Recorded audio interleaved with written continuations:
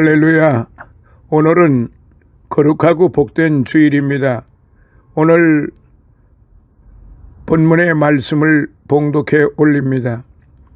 신약 성경 사도행전 13장 14절로부터 23절에 있는 말씀입니다.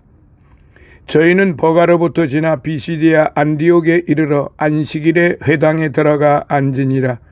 율법과 선지자의 글을 읽은 후에 회당장들이 사람을 보내어 물어 가로되, 형제들아, 만일 백성을 권할 말이 있거든 말하라 하니, 바울이 일어나 손짓하며 말하되, 이스라엘 사람들과 및 하나님을 경외하는 사람들아 들으라. 이 이스라엘 백성의 하나님이 우리 조상들을 택하시고 애굽 땅에서 나그네 된 그 백성을 높여 큰 권능으로 인도하여 내사 광야에서 약 40년간 저희 소행을 참으시고 가나안 땅 7족속을 멸하사 그 땅을 기업으로 주시고 그 후에 선지자 사무엘 때까지 사사를 주셨더니 그 후에 저희가 왕을 구하거늘 하나님이 베냐민 지파 사람 기스의 아들 사울을 40년간 주셨다가 패하시고 다윗을 왕으로 세우시고 증거하여 가라사대, 내가 이새의 아들 다윗을 만나니 내 마음에 합한 사람이라 내 뜻을 다 이루게 하리라 하시더니, 하나님이 약속하신 대로 이 사람의 씨에서 이스라엘을 위하여 구주를 세우셨으니 곧 예수라. 선교사 파송 시에 안디옥 교회의 지도자들은 바나바와 사울에게 안수를 했습니다. 왜 그랬을까요? 안수, 곧 머리에 손을 얹는 행위는 성경의 오래된 관습이었습니다. 거기에는 영적 축복의 전달, 희생 제물에 대한 죄의 전가, 그리고 상속이나 임직 등의 여러 의미가 있습니다. 요컨대 손을 머리 위에 얹는 행위는 그것을 통해 무언가 전달되는 것임을 의미했습니다. 여기서는 교회의 권위와 하나님의 영이 그들에게 전달되어 주님의 일을 잘 감당하도록 하기 위해서였습니다. 원래 언약이란 커버넌트, 상호간에 반드시 지켜야 하는 의무적인 약속을 말합니다. 그래서 고대 세계에서 언약을 체결할 때의 과정은 무척 엄숙했지요. 즉, 언약의 담보로 희생 동물을 잡아 그것을 둘로 쪼개어 나누어 놓고 그 사이를 지나가면서 언약의 조항들을 맹세했습니다. 그러한 언약 체결 의식은 만일 언약을 어기면 희생동물처럼 죽음당할 것을 의미했습니다. 성경 시대의 이 단어는 양국 간의 조약을 맺을 때 혹은 개인들 사이에 계약을 체결할 때 사용되었습니다. 그렇지만 하나님과 이스라엘 간의 언약이란 하나님께서 자기 백성된 이스라엘에게 주신 약속을 의미합니다. 하나님은 이스라엘 조상 아브라함과 언약을 맺고 많은 것을 약속해 주셨는데요. 창세기 12장 2절로부터 3절의 말씀입니다. 이러한 하나님의 약속들은 아브라함이 죽은 이후에도 이삭과 야곱을 거쳐 이스라엘 12지파에게로 계승이 되었습니다. 특히 모세 시대의 하나님은 출애굽한 이스라엘 백성과 시내 산에서 또다시 언약을 맺으셨습니다. 하나님은 이스라엘의 하나님으로서 그들을 보살펴 주시고 이스라엘은 하나님을 유일한 하나님으로 섬길 것이라는 내용이었어요. 이후 하나님은 언약을 충실히 이행하셨습니다. 하지만 이스라엘은 하나님을 버리고 이방의 다른 우상을 섬김으로써 언약을 깨뜨렸습니다.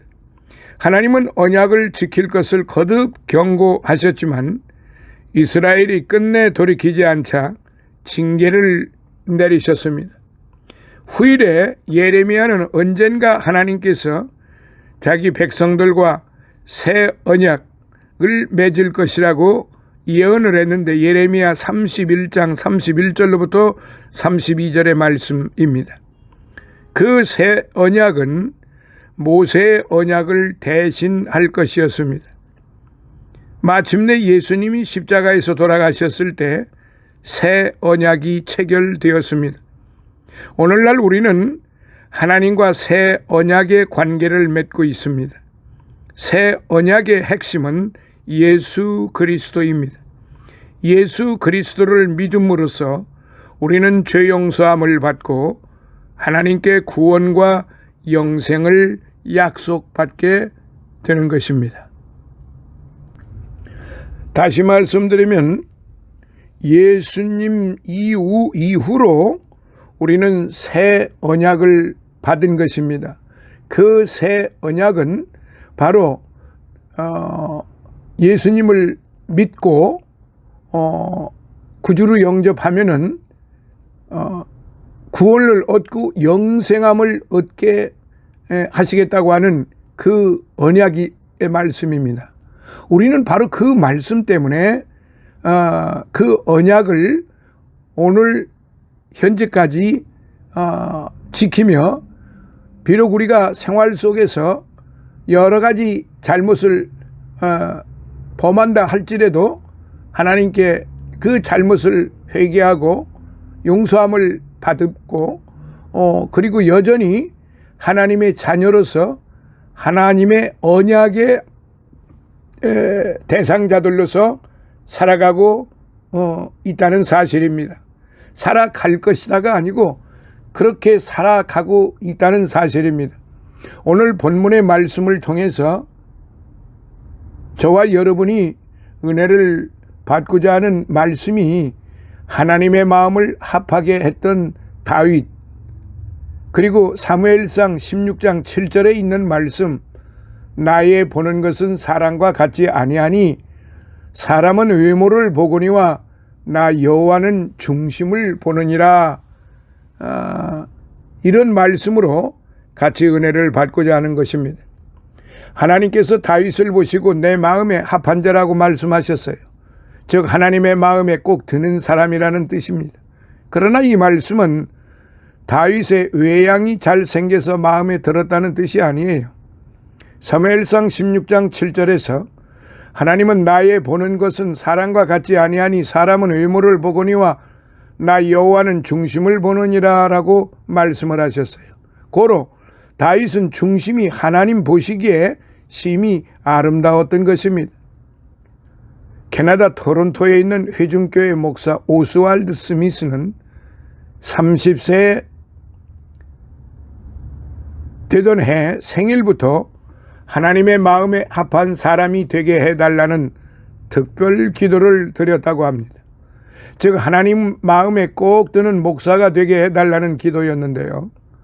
그 후에 하나님께서는 스미스 목사가 구하지도 않은 유명한 목사도 되게 해주시고 유명한 부흥사도 되게 해주시고 한때 세계 최대의 교회를 맡게도 해주셨습니다.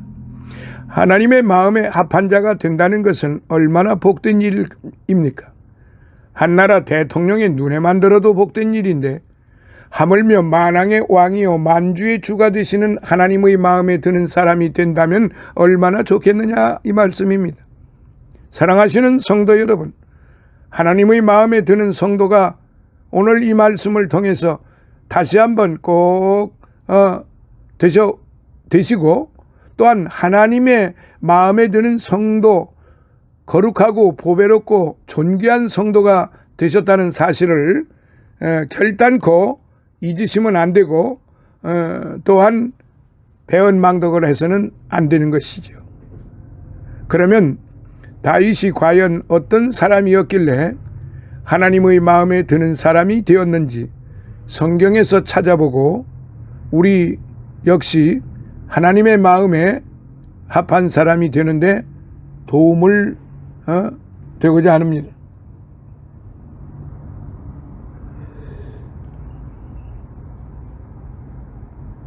첫째, 하나님의 영광을 제일 먼저 구했습니다. 이스라엘과 이스라엘 간에 전쟁이 일어났어요.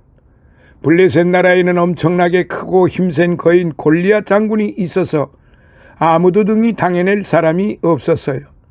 이스라엘의 나라에 이렇다 하는 용맹한 장수들도 모두 골리앗 앞에 사시나무 떨듯 하고만 있지 감히 그와 나가서 싸우려고 나서지를 못했습니다. 이때 어린 소년 다윗이 형들을 찾아갔다가 골리앗이 하나님을 향하여 저주하고 욕했다는 소리를 듣고 그 어린 마음에 의분이 솟아올랐습니다. 아니, 감히 하나님을 욕하다니 하며 자청해서 나가 싸우겠다고 했어요. 처음에는 사울왕도 그는 큰 용사요, 너는 어린 소년인데 어찌 싸울 수 있겠느냐라고 말렸지만은 다윗은 만군의 여호와 하나님을 못 오가는 저놈을 보고 그대로 있을 수 없노라고 싸우겠다고 강청을 했습니다. 내가 아버지의 양떼를 칠 때도 사자와 곰이 나타나면 따라가서 그 물고 가는 새끼를 빼앗고 쳐 주겠습니다. 주의 종이 사자와 곰도 쳤은즉 하나님의 군대를 모욕한 이 할례 없는 블레셋 사람이니까 그가 그 짐승의 하나와 같이 되리이다. 이게 사무엘상 17장 36절에 있는 말씀입니다. 그렇게 말하며 나가 싸웠어요.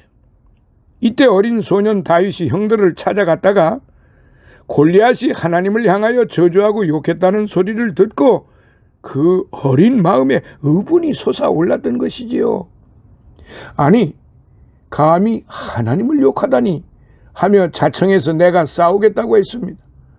처음에는 사울 왕도 그는 큰 용사여, 너는 어린 소년인데 어찌 싸울 수 있겠느냐라고 말렸지만 다윗은 만군의 여호와 하나님을 못 오가는 저놈을 보고 그대로 있을 수 없노라고 싸우겠다고 강요를 했습니다. 요 근래에 어떤 아주 요망한 목사가 내가 하나님도 용서하지 않겠다고 그런 아주 참으로 천인공노할, 아니 도저히 용납할 수가 없는 그런 망발을 하고 있었고, 또 그야말로 그리스도인 성도로서 더 나아가서는 하나님의 자녀라고 하면서 목사가 되었으면서 하나님도 내 말을 안 들으면은 하나님 죽어, 이런 소리를 하고 다닌다니. 그리고 성경의 말씀을 제 멋대로 해석을 해서 예수님의 족보에 나오는 여인들을 모두가 다 창녀라고 말했다지요. 참으로 통탄하기 그지없는 그런 망발 중에 망발이요, 이거는 저주받아 마땅한 그런 소리입니다. 어떻게 하나님을 그렇게 모독을 합니까? 아니, 하나님도 내 말 안 들으면 죽는다니 이게 말이 됩니까? 그리고 하나님의 백성들을 향해서 온갖 참으로 악행을 저지르고 악담을 늘어놓고 있는 사람들이 지금 오늘 21세기 이 현대교회 목사들이 너무나도 많아요. 이게 있을 수 있는 일입니까? 목사가 뭐 하는 사람입니까? 주의 종이 뭐 하는 사람이에요? 하나님의 말씀을 증거하는 사람이에요. 자기 뜻대로 증거하는 것이 아니고 하나님의 뜻대로 하나님의 말씀을 말씀대로 증거하는 그런 종이 목사입니다. 그리고 예수님이 이 땅에 오셔서 제자들에게 말씀을 하실 때 어떤 말씀을 하셨느냐면은 나는 이제 섬김을 받으러 온 게 아니고 섬기러 왔다, 이렇게 말씀을 하셨어요. 자, 그러면 우리 목사들이 어떻게 해야 됩니까? 우리 주의 종들이 어떻게 해야 하느냐고요? 섬겨야만 되는 거 아니에요. 주의 종이 되어서 정말로 겸손한 마음을 가지고 하나님의 교회를 섬겨야만 되는 거예요. 그런데 이거 하나님의 교회를 향하여 온갖 악담을 늘어놓고 사람들을 향하여 온갖 저주를 바라고 있으니 이런 사람들을 따는 사람들은 과연 누구일까요? 과연 그들이 하나님의 자녀일까요? 하나님의 자녀라고 떠버려도 될까요? 이거 말도 안 되는 소리지요. 여기 지금 다윗이 어린 소년이었어요. 그런데 그 왕서부터 그 사울의 모든 군대 장군들 누구 하나도 나가지를 못하고 벌벌 떨고 있었다고 그랬습니다. 그런데 이 어린 소년의 하는 말을 한번 우리가 곱게 생각을 한번 다시 해봅시다. 사울왕도 그는 큰 용사요, 어린 소년인데 어찌 싸울 수 있겠느냐라고 말렸습니다. 그런데 이 다윗이, 이 어린 소년이 뭐라고 대답을 했습니까? 하나님을 모독하는 저놈을 보고 그대로 있을 수 없노라고 싸우겠다고, 그것도 안 된다고 하는 것을 강청을 했습니다. 지금 하나님을 모독을 하고 하나님을 믿는 하나님의 자녀들을 향해서 온갖 포항무도한 짓거리를 하는데 말로만 무엇인가 하는 사람이 몇몇 사람이 있습니다. 그런데 대체적으로 볼 때 모두가 다 입을 닫고 있어요. 모두가 벌벌 떨고 있어요. 모두가 자기 이름이 나타날까 봐 벌벌 떨고 있어요. 모두가 자기네 교회가 해코자 당할까 봐 벌벌 떨고 있어요. 웃기는 일이지요. 얼마나 참으로 어리석고 미련하고 연약하기 짝이 없는 사람들입니까? 아니 어떻게 하나님을 모독을 하고 하나님의 백성들을 그렇게 참담하게 그 온갖 포악한 말과 만행을 저지르고 있는데도 그를 향해서 쫓아가는 사람들이 도대체 뭡니까? 아무런 무기도 없이 지팡이 하나와 물맷돌 몇 개만, 물매만 가지고 나갔습니다. 골리앗은 어쩌고 우리가 없어서 비웃고 조롱을 했으나 다윗은 이렇게 말했어요. 너는 칼과 창과 단창으로 내게 오거니와 나는 만군의 여호와의 이름 곧 네가 모욕하는 이스라엘 군대의 하나님의 이름으로 네게 가노라. 17장 사무엘상 17장 45절에 그렇게 이 어린 소년이 병력 같은 소리를 질러댔습니다. 아니 병력이라는 말은 제 표현이지만은 이 어린 소년의 목소리가 크면 얼마나 컸겠어요. 그러나 이 하나님의 말씀을 증거할 때 아마 당당하게 증거했을 겁니다. 예?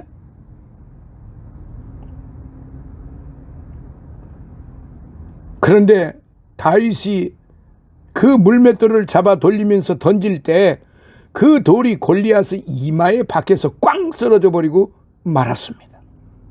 온 블레셋 군인들은 혼비백산하여 이리저리로 도망가고 소년 다윗은 달려가 골리앗의 칼을 빼서 그 목을 잘라왔습니다. 이게 얼마나 기가 막힌 사실입니까? 이 얼마나 놀라운 일입니까? 16, 7세 되는 그 소년이 말이에요. 그 쟁쟁한 장군들이 늘비하게 있고 군대가 있고 왕이 있는데 그 앞에 나가서 이 골리앗을 돌맷돌 돌멩이 하나로 그대로 쳐서 쓰러뜨리고 그 칼로 목을 베서 잘라왔다는 사실, 이 상상할 수나 있는 일이겠습니까? 그럼에도 불구하고 그 다윗은 자기 자신을 자랑하지 아니했고 바로 조금 전에 제가 말씀드린 대로 만군의 여호와 하나님을 모독하는 저놈을 그대로 있게 할 수가 없겠다, 그대로 둘 수 없다, 이런 생각을 가지고 싸웠다는 사실입니다. 하나님 마음에 왜 들었겠습니까? 다윗의 마음의 중심에는 오로지 하나님의 영광을 위하여 싸우고자 하는 마음이었던 것입니다. 그가 목숨까지 내걸고 골리앗과 싸운 것은 사울 왕의 사위가 되고 이스라엘 군대의 장군이 되기 위한 것이 결코 아니었어요. 그때 그 나이, 물론 장가갈 나이가 되었기도 했습니다마는 그 양치기 소년이, 양치기 하는 목동이 언감생신 이스라엘 군대 장군이 되고 이스라엘의 왕이 될 생각 꿈이나 했겠습니까? 오직 하나님의 영광을 위하는 불타는 마음 외에는, 그 믿음 외에는 그 다윗은 없었다는 사실이에요. 하나님께서 그 중심을 보신다고 그러시지 않아요? 나의 보는 것은 사람과 같지 아니하니, 사람이 보는 건 실수투성이에요. 사람이 보는 것은 온갖 죄악투성이에요. 사람이 보는 것은 온갖 악행뿐이에요. 사람이 보는 것은 자기의 명예만을 나타내려고, 사람이 행하고 있는 것은, 마음 먹고 있는 것은 자기의 권세만을 부리고 자기의 재물만을 가지고 떵떵거리고 사람들 앞에 온갖 교만 방자하게 살아가는 것뿐이에요. 예? 하루 저녁에 말이야 그냥 수표 100만 원짜리 수표를 킁킁 날리면서 그 쓰는 강남의 그 퀸카들, 그리고 퀸들, 스스로 그렇게 살고 있는 사람들, 참으로 불쌍하기 짝이 없지요. 결과는 뭐 제가 그들이 저주받아 죽을 것이다 그렇게 말씀드릴 수는 없고, 결과는 너무나도 뻔한 거예요. 오늘 우리 현대 교회가 이 다윗의 이때 이 마음만 가지고 있다고 하면은 오늘날 우리가 기독교가 개독교라는 소리를 들을 리도 없거니와 예수 믿는 사람만 보면 혐오감을 느낀다고 하는 그런 소리 들을 리도 없어요. 사랑하시는 성도 여러분, 하나님은 오로지 하나님의 영광을 위해 살고 희생하고자 하는 자를 기뻐하세요. 하나님이 인간을 지으신 목적도 우리 인간을 통하여 영광을 받으시기 위해서인 것입니다. 하나님은 내 영광을 다른 신이나 사람에게 빼앗기지 아니하리라고 하셨어요. 사도행전 12장에 보면은 헤롯 왕이 자기가 신이라고 하며 영광과 경배를 받을 때 바로 그 즉시 충이 먹어서 창자가 썩어 죽고 말아버렸습니다. 이사야서 48장 11절에 보면은 내가 나를 위하여 이를 이룰 것이라. 어찌 내 이름을 욕되게 하리요? 내 영광을 다른 자에게 주지 아니하리라 했고, 또 시편 115편 1절에 보면요, 여호와여 영광을 우리에게 돌리지 마옵소서. 오직 주의 인자하심과 진실하심을 인하여 주의 이름에 돌리소서라고 되어 있습니다.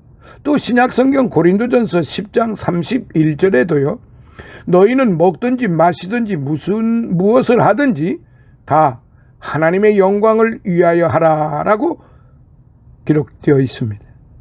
하나님은 온전히 하나님의 영광을 위해 살고자 하는 사람을 기뻐하시고 승리하게 하시며 결단코 그를 버리시지 아니하십니다.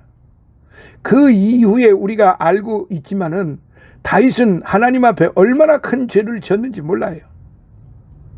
골리앗을 죽이고, 그리고 그 이후에 이제 왕의 사위가 되고 결국 왕이 되어서 엄청난 죄를 지었어요. 근데 하나님은 바로 하나님의 마음을, 하나님께서 보시는 그 중심을 통해서 다윗을 거두어 가지 아니하시고 여전히 다윗을 지키셨던 것입니다. 자, 두 번째로 다윗은 겸손히 자신의 잘못한 것을 회개했습니다. 다윗이 하나님의 마음에 합한 사람이었다고 해서 한 번도 죄를 안 지은 게 아니잖아요. 사울왕 못지않게 큰 죄를 지었던 사람이에요. 그가 한 번은 왕이 되고 나서 평안하게 궁궐에 거할 때 자고 일어나 지붕 위를 거닐다가 목욕하는 여인을 보고 짐승 같은 마음을 절제하지 못해서 데려다 그 여인을 범했습니다. 큰 죄를 범했습니다. 남의 아내죠. 그런데 그 남이라고 하는 게 누구냐면 바로 자기의 측근 장군 우리야 장군이었습니다. 충성스러운 장군이었지요. 왕을 위해서, 나라를 위해서 죽기를 각오하고 전쟁터에서 용맹스럽게 싸웠던 그런 장군이었어요. 그런데 하필이면 그 여자가 임신을 해버렸어요. 그것을 감추기 위해서 일선에서 나가서 싸우고 있는 그 용맹스러운 장군을 간접적으로 죽였습니다. 그 여자의 남편 우리야 장군을 오게 해서 집에 들어가 쉬라고 했어요. 그러나 우리야는 충성된 장군이라 여호와의 법궤가 지금 들판에 있고 내 부하들과 상관들이 피를 흘리며 싸우고 있는데 내가 어찌 편안히 집에 들어가 아내와 더불어 잠을 자겠습니까? 하고 집에 들어가지 아니하므로 결국 위험한 사지에 나가 싸우게 하여 죽게 해버렸어요. 참으로 악하기가 그리 없고 흉악스럽기 그지없는 그런 다윗의 행위였습니다. 다윗은 간음죄, 살인죄, 권력남용죄 등 그야말로 악한 죄는 다 지었던 것입니다. 하나님을 불신한 죄도 있고 그렇기 때문에 자신으로 인해서 수만 명이 7만 명이 넘는 이런 군인들이 하루아침에 죽음을 맛봐야 됐지요. 이게 모두가 다 다윗이 지은 죄 때문에 그렇습니다.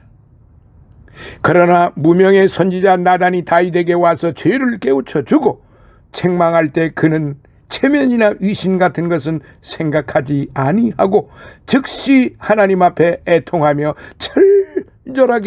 철저하게 회개를 했습니다. 그때 지은 시가요, 그 유명한 회개 시편 51편입니다. 그는 그 일로 말미암아 그 후에 고통을 많이 당할 때도 자기의 죄값이라고 겸손히 회개했습니다. 가장 사랑하던 아들 압살롬이 반란을 일으켜서 허겁지겁 도망갈 때에 사울의 집 족속 가운데 시므이란 사람이 돌을 던지며 저주하고 욕해서 아비새 장군이 즉시 머리를 쳐 죽이려고 할 때에도 못하게 말렸어요. 그러면서 저가 저주하는 것은 여호와께서 저주하라 하심이니 네가 어찌 그리하였느냐 할 자가 누구겠느냐?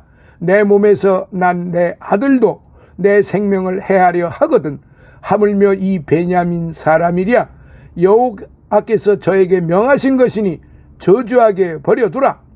사무엘하 16장 5절로부터 12절에 그리고 16장 5절에 있는 말씀입니다.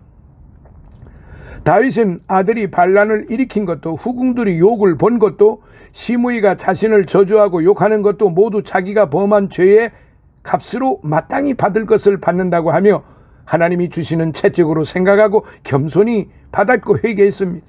후에 그 밧세바의 몸에서 낳은 귀여운 아들이 죽었을 때도 하나님이나 어느 사람도 원망하지 않았습니다.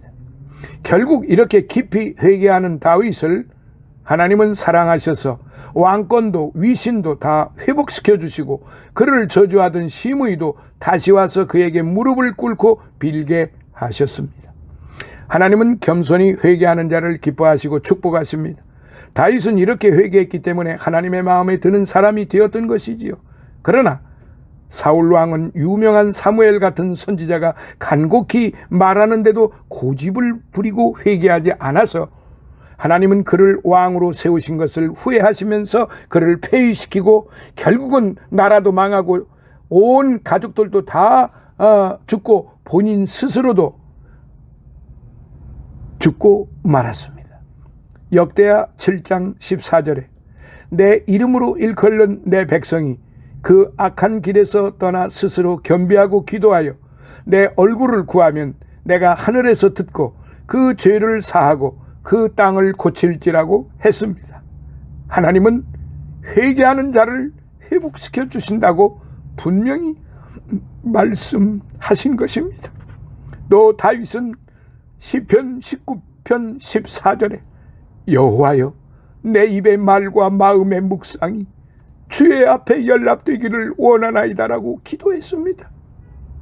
이 말씀은 말만이 아니라 내 생각까지도 하나님께서 기뻐하시는 것을 생각하기를 원한다는 고백입니다. 그것을 볼 때 다윗이 얼마나 진실하게 자신을 돌아보고 회개하는 사람이었는지를 너무도 잘 알 수 있습니다.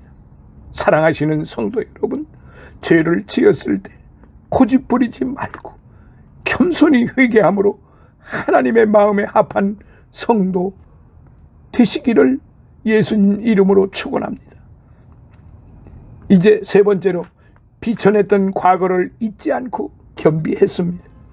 다윗은 이새의 막내 아들로 양떼를 치던 비천한 목동이었는데 하나님이 그 중심을 보시고 왕으로 삼고 존귀한 사람이 되게 해주셨지만은 그는 늘 자기의 원래 신분은 비천한 자였음을 잊지 않고 겸손했습니다. 이것이 또한 다윗이 하나님 마음에 합한 자가 된 까닭입니다. 사무엘하 7장 18절 19절에 보면 다윗 왕이 여호와 앞에 들어가 앉아서 가로되 나는 누구오며 내 집은 무엇이관데 나로 이에 이르게 하셨나이까. 주 여호와여, 주께서 이것을 오히려 적게 여기시고 또 종의 집에 영구히 일을 말씀하실 뿐 아니라 주 여호와여 인간의 규례대로 하셨나이다라고 고백을 했습니다. 그러나 사울은 처음에 겸손했으나 왕이 된 뒤에는 교만하고 고집세고 완고해서 사람의 충고도 하나님의 말씀도 듣지 않았어요.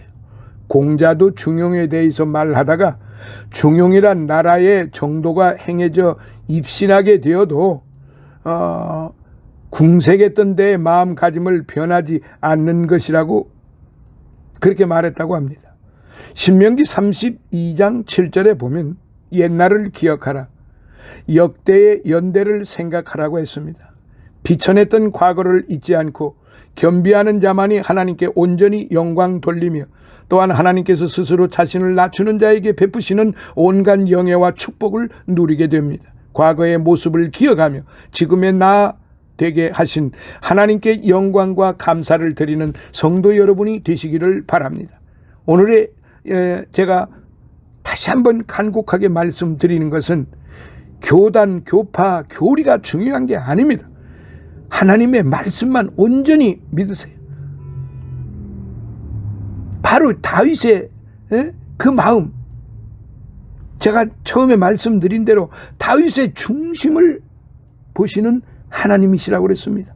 수많은 악한 죄를 지었어도 하나님은 다윗의 중심을 보시고 결단코 변하시지를 않으셨습니다. 자, 끝으로 네 번째, 제일 귀한 것을 하나님께 드렸어요. 사무엘하 7장 2절에 보면 나는 백향목 궁에 거하거늘 하나님의 궤는 휘장 가운데 있도다 한 것을 보면 다윗은 무엇이나 귀하고 좋은 것은 하나님께 드리고 싶어서 못 견디는 그런 사람이었음을 알 수 있습니다. 사무엘하 23장 13절 17절에 보면 다윗은 산성에 있고 블레셋 사람의 영체는 베들레헴에 있었는데 그때 부하 장수들에게 분부하기를 누가 베들레헴에 우물물을 떠나 나로 마시게 하려느냐라고 할 때 세 용사가 차원에서 나가 적진을 뚫고 들어가서 물을 떠왔습니다.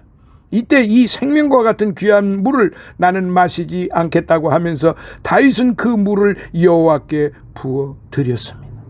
다윗은 제일 귀한 것을 하나님께 드릴 줄 아는 사람이었던 것입니다. 마태복음 6장 33절에 너희는 먼저 그의 나라와 그의 의를 구하라. 그리하면 이 모든 것을 너희에게 더하시리라고 예수님께서 말씀하셨어요. 예수님이 이 세상에 계실 때 자주 들리시던 집이 있었는데 바로 시몬의 집이었습니다. 그 집은 바로 마르다와 마리아가 늘 대접하기를 힘쓰던 집이요, 비싼 나드 향유도 아낌없이 깨뜨려 예수님께 부어드린 그런 집입니다.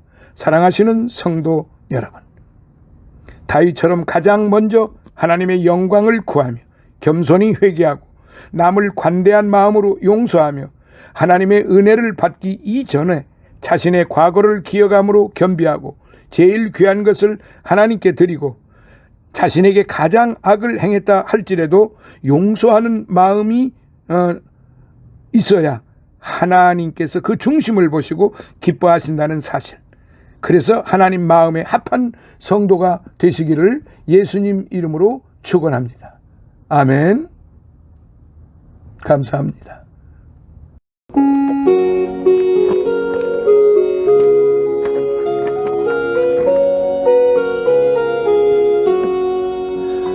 내 주의 나라와 주 계신 성전과 피 흘려 사신 교회를 늘 사랑합니다. 내 주의 교회는 전성과 같아서 눈동자같이 아끼사 늘 보호하시네.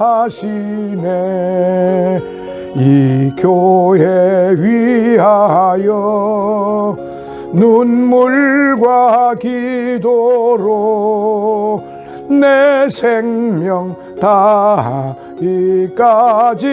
늘 봉사합니다. 성도의 교제와 교회의 생활과 구주와 맺은 언약을 늘 좋아합니다.